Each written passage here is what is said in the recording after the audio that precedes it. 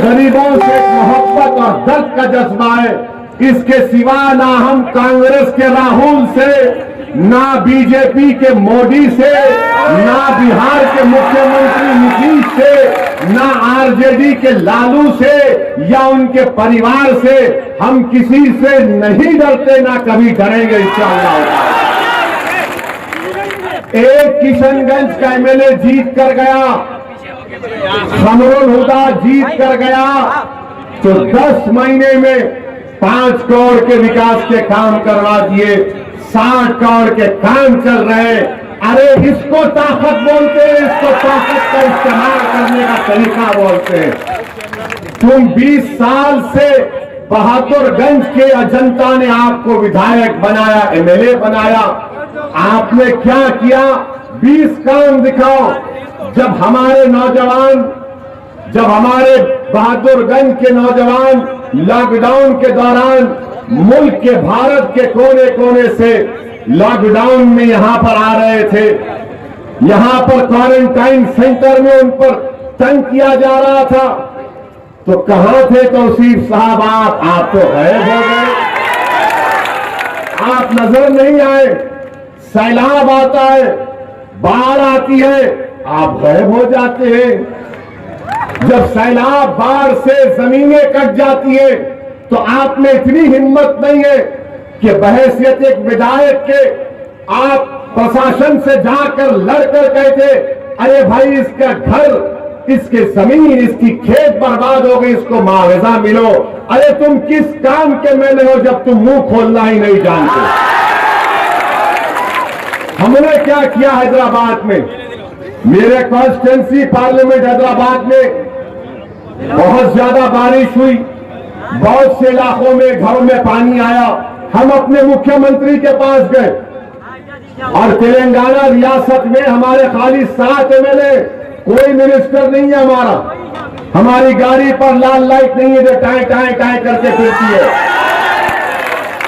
हम अपने मुख्यमंत्री के पास रात में गए, के चंद्रशेखर राव साहब के पास, चीफ मिनिस्टर के सामने बैठकर हमने कहा कि हमारे घरों में, हमारे कॉन्स्टिट्यूंसी में, हैदराबाद के बहुत से इलाकों में घर में पानी आया और पानी आने से बहुत से लोगों के घर का सामान बर्बाद हो गया, कपड़े चले गए, बिस्तर चला गया, सब सामान खराब हो गया। हमने कहा गवर्नमेंट को उनको पैसों से मदद करनी चाहिए। चीफ मिनिस्टर ने पूछा, बोलो असद भाई क्या करना है? हमने कहा साहब इनको पैसा देना पड़ेगा, चेक से नहीं कैश देना पड़ेगा। 24 घंटे के अंदर हैदराबाद में तेलंगाना के मुख्यमंत्री का मैं शुक्रगुजार हूं। उन्होंने कहा आप बोल रहे, मैं पूरे हैदराबाद की जनता के लिए हर उस घर में जिसमें पानी दाखिल हुआ था उसको 10,000 रुपये देंगे। आज पूछो आप जाकर, एक एक घर में गवर्नमेंट के डीएम, कलेक्टर के पास से लोग जाकर उनका आधार कार्ड का नंबर लेकर, उनके राशन कार्ड का नंबर लेकर, उनकी फोटो लेकर उस घर के में रहने वालों को 10,000 रुपये कैश दिया जा रहा है।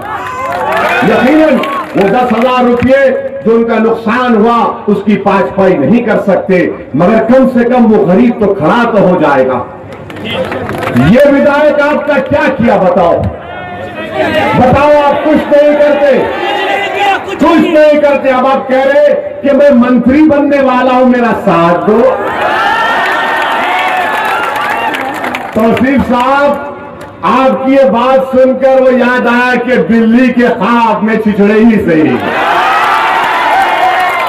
यानी तुमको 20 साल एमएलए बनाए, अब मंत्री बनाना पड़ेगा।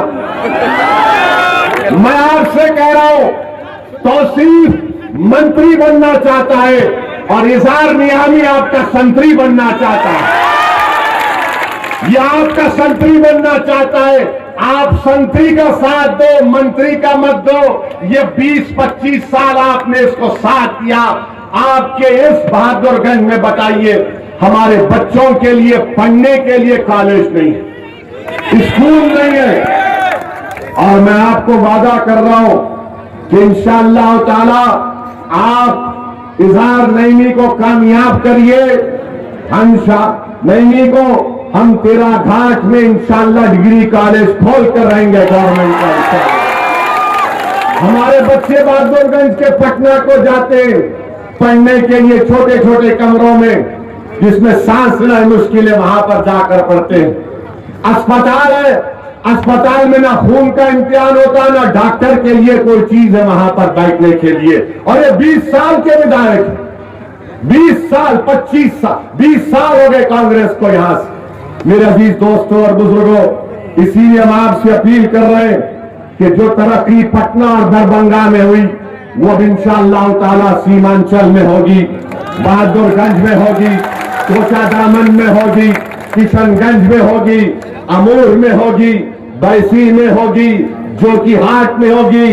और जो कोई भी सरकार बनाएगा पटना में, हमको यकीन है कि इंशाअल्लाह ताला अब की बार उपेंद्र कुशवाहा बीजेपी, और ये हमारे यहां पर हम बीजेपी को रोकेंगे, आरजेडी को रोकेंगे और उपेंद्र कुशवाहा बिहार के नए मुख्यमंत्री होंगे।